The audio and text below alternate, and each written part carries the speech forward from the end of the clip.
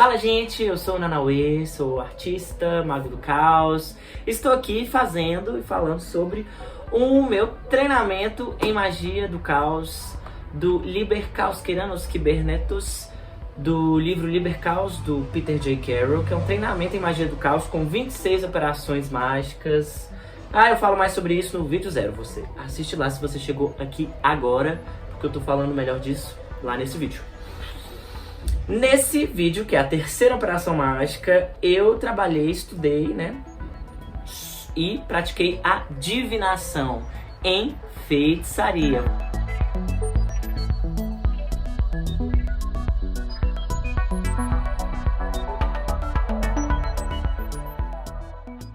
A divinação é uma operação mágica de revelar coisas ocultas. É um processo para descobrir algo que está aí no seu inconsciente, no seu mais profundo, conversar com o invisível, conversar com a espiritualidade, descobrir seu futuro ou algo que está ali no seu passado. O tarô é um processo de divinação, os búzios é um processo de divinação, então são essas formas de revelar o oculto. Eu gosto dessa definição de divinação. A feitiçaria é essa linguagem que usa a materialidade como meio de realizar os procedimentos mágicos. Então, a divinação em feitiçaria é o uso de aparatos materiais para poder ter essa revelação do oculto. Porque é possível a gente fazer divinação através de sonhos, é possível a gente fazer divinação através de viagem astral, enfim, muitos processos de divinação que não usam a materialidade. O Peter J. Carroll, do livro que eu tô seguindo, ele sugere a gente não usar formatos de divinação mais complexos, como por exemplo o tarô ou o I Ching, porque aqui a gente tá no primeiro nível e aí ele sugere usar runas ou geomancia, que é o que eu fiz. Essas coisas mais brutas, mais materiais. Eu escolhi fazer 2 processos divinatórios. O primeiro foi divinação com pêndulo de radiestesia. E aí esse pêndulo, você segura ele e ele gira para um lado para o outro para ter uma resposta de sim, não, ou se ele não girar, é uma resposta neutra ou inconclusiva. Então eu pesquisei um pouco sobre como as pessoas fazem a divinação, usei esse meu pêndulo de quartzo verde, um cristal, né? Então cristais tem muito a ver com a feitiçaria, que usa muito esses meios materiais, pedras, ervas, então estou trabalhando um pouco com vários significados da feitiçaria nesse meu treinamento.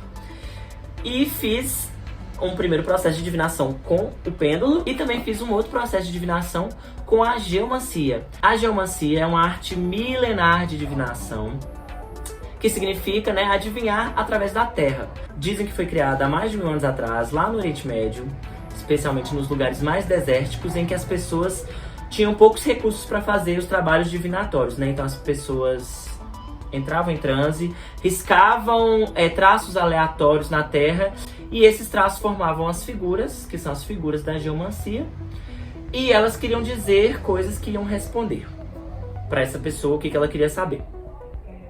Na geomancia nós temos 16 figuras. Essas 16 figuras são formadas por 4 linhas que tem ou um pontinho ímpar, um ponto, ou 2 pontos par. Essas 16 figuras são essas aqui que estão na tela.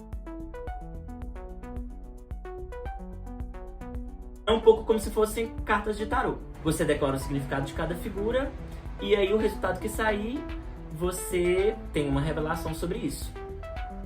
Mas a geomancia é possível fazer com várias formas. Assim como o tarô você consegue tirar uma carta, 3 cartas, roda astrológica, uma carta para cada signo.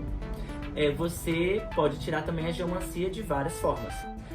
Eu usei a forma da geomancia que eu descobri lendo, estudando, a partir do Liber Gaias, que é uma publicação do Aleister Crowley, né, o magão mais famoso, que é a tiragem de geomancia das casas astrológicas. O que são as casas astrológicas? São 12 casas que são o conhecimento da astrologia, e essas casas têm significados específicos. Uma fala sobre a sua vida financeira, outra fala sobre os relacionamentos, outra fala sobre espiritualidade. Então eu fiz essa tiragem para o meu ano de 2023. E aí eu vou mostrar agora para vocês mais ou menos. Vamos lá, vamos pôr a mão na massa então e fazer esses processos de divinação. Primeira coisa, nós vamos usar o pêndulo. Esse pêndulo esse aqui especificamente usando um quartzo verde. Acho que é isso. Um quartzo verde que eu tenho. E a primeira coisa, pelo que eu estudei, né? Pra usar o pêndulo é purificar ele. Eu tinha deixado ele na água purificando um pouco. Deixa ele mais neutro, descarregado.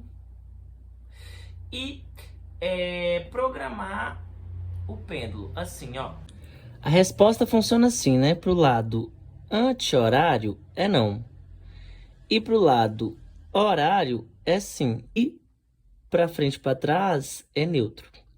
Então, vi que a gente pode fazer o desenho e programar ele. Então, deixar ele rodando na direção que a gente quer para ele absorver que é sobre ser uma resposta negativa ou uma resposta positiva. Então, eu vou primeiro programar o pêndulo. Pus uma velinha ali, fiz um banimento, um incensinho, Palo Santo. E agora eu vou programar o pêndulo. Programei o pêndulo e fiz as minhas perguntas, mas eu não vou colocar aqui porque achei que eu fiz algumas perguntas diretas sobre algumas coisas que eu não quero me expor, mas mostrei como é que é esse processo. Eu tive muita dificuldade de entender a sutileza desse balanço do pêndulo.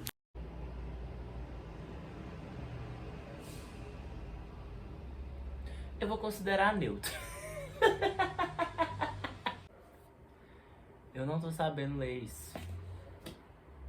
Nessa pergunta aqui, eu senti que o pêndulo deu uma resposta mais direta, aí funcionou melhor. Olha, esse sim foi muito forte. Deu um sim forte.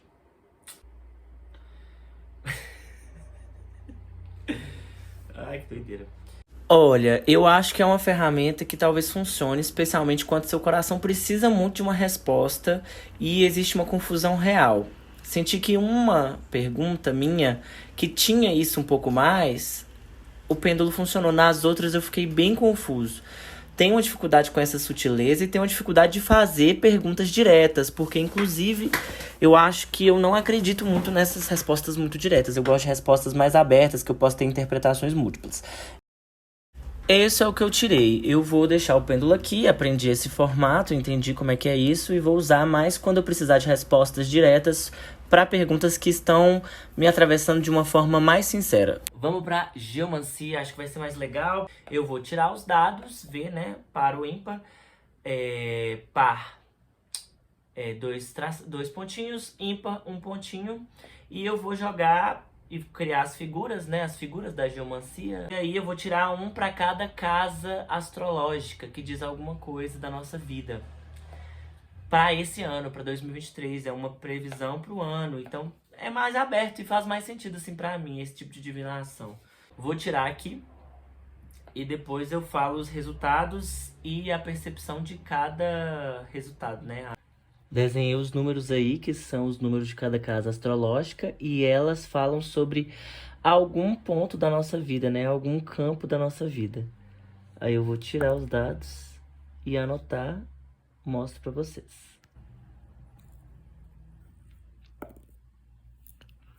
Ímpar, um pontinho. Ímpar, um pontinho. Par, dois pontinhos. Deu todas essas figuras aqui.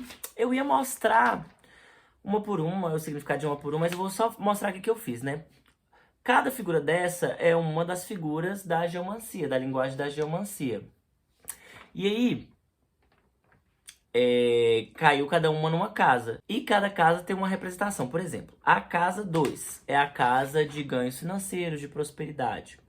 Saiu essa figura que é ganho. Então foi uma figura muito boa, porque tem muito a ver com prosperidade. A figura acquisitio, que é a figura de ganho.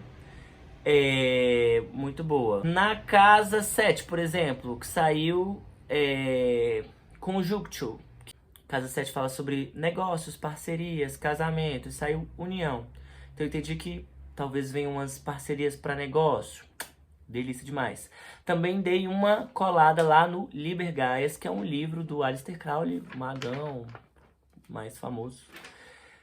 sobre geomancia. Lá tem um pouco das associações de cada uma das figuras e também de cada uma com as casas astrológicas. Então eu fiz um mapa do meu 2023 aqui a partir da geomancia. Eu não consegui escrever tudo não, anotei no computador para poder ter registrado, que eu prefiro ter lá. Mas foi isso. Foi esse meu trabalho de divinação em feitiçaria, com geomancia e pêndulo. É isso. Foi isso aí, gente. Processo de divinação em feitiçaria com o pêndulo e com geomancia. Adorei estudar geomancia especialmente, foi bem bacana. Uma forma de divinação super prática. Depois que você decora as figuras, você pode jogar de várias formas e com qualquer coisa. Você só precisa de aleatoriedades para criar essas figuras e de concentração. Inclusive, concentração é uma coisa que eu quero buscar mais nos próximos vídeos, porque eu acho difícil gravar e fazer a coisa mais entregue, assim. Mas eu vou descobrir um formato e vai funcionar, vou descobrindo, vou vendo. Ou eu faço e não registro e só conto como fiz. Vou ver como é que é essa coisa, mas fica aí. Me sigam nas redes sociais, Nanauê, no TikTok, no Instagram, posto várias coisas sobre muitas coisas lá. Falo de existencialismo, política, magia e coisa que eu adoro fazer. E um beijo do Mago.